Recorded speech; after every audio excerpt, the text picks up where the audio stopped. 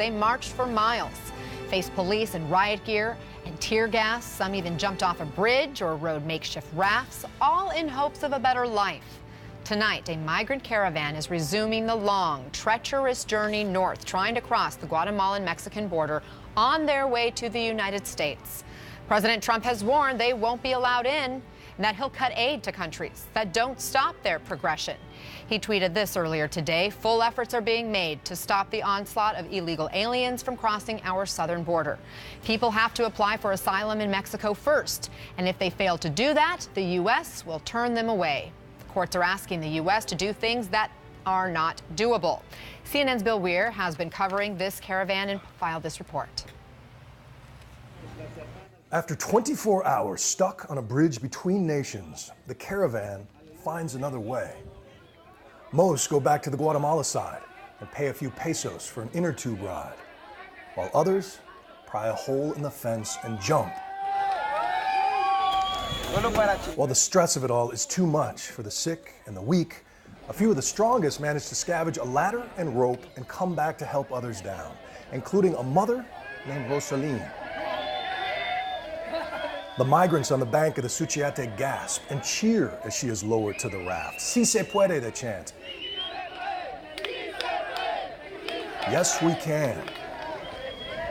After a splash of relief from the heat and the thirst, she looks up anxiously for her babies. A 5-year-old daughter named Candy, a 3-year-old son named Carlitos. It is stunning to see him here, because the day before, I spotted him playing inside the Mexican gate. The little boy was fascinated by the riot gear and helmets, and one member of the Federales displayed touching humanity amid all the chaos. I assumed his family was among the lucky few allowed through for processing, but they were actually separated from Candy in the tear gas panic. So Rosaline went back to find her and another way north. What made you decide to climb onto that ladder? Cumplir el sueño que yo tengo. To complete the dream that I have. Esa es mi mentalidad. This bridge, this river, they can't stop me, she says. I am an all-terrain woman. ¿Sí? But there are people who see what just happened and would say you're using your child as a shield to break the law. No nos están usando los niños, ¿verdad? I don't think we are abusing the kids, she says. We can't leave them at home. They have to eat. I want them to study, have a good future. I do this for my kids. I ask you with all my heart, wouldn't your mother do the same for you? Do you know that President Trump is threatening to use soldiers to keep you out? And he has even separated families. He's taken children like these and away from their mother. Sí. You know this? Sí. She knows, but says we have faith in God. Puesta en Dios, porque solo Dios He has the final word. Sí. In town, they are met with cheers from fellow travelers and a bit of Mexican hospitality. There is shelter here, advice from human rights workers, and precious nourishment for the kids. She borrows a phone to call her mom. They're okay, she tells her, and are not turning back.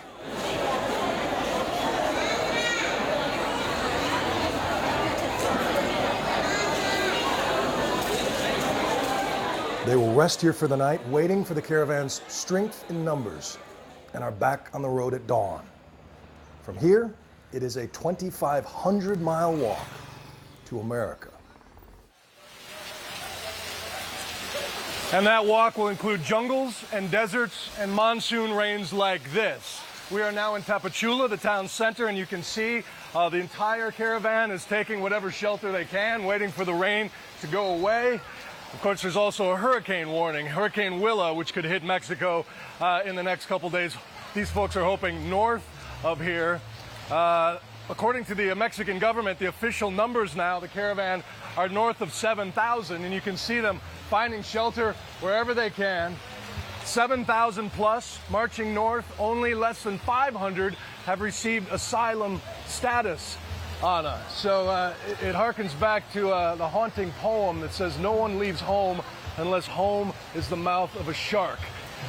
You can't imagine the fortitude in these people, the determination, ultimately the fate of their success probably rests with politicians in Mexico City and Washington, D.C., But this image, the big march, the numbers, most are oblivious to the fact that this will send a very strong message to President Trump and his supporters, who see this not as human beings looking for a better life, but as a horde of invaders, of hardened criminals and whatnot. But when you see that group and those drone shots, you get desensitized to all the stories. But there are 7,000 individual stories in this group here. Who knows what tomorrow or the next day will bring, Anna? Wow. I am so glad you introduced us to that family, Bill. Thank you for being there, for being our eyes, our ears, helping us understand. As you mentioned, it's still a 2,500-mile journey to the U.S. Any idea how the Mexican government plans to handle what is potentially becoming a real crisis? You know, President Trump tweeted that these people need to file for asylum, need to go through proper channels, or they will be turned away. But by the sheer size of the numbers, you see what a problem that is in terms of management, right? The federales, the Mexican official police, they weren't stopping these folks. They were really just trying to keep them safe. I saw officers giving apples, or you saw the kindness they portrayed to one kid. Hola, hola, ¿cómo está? ¿Cómo está? So it's anyone's guess how far they'll get, when they'll be turned away. The Honduran government was trying to claim that 2,000 had been sent back already, which is kind of hard to believe. There were only 3 buses we saw at the intake center in Ciudad Hidalgo. So that is kind of hard to believe and hard to confirm right there.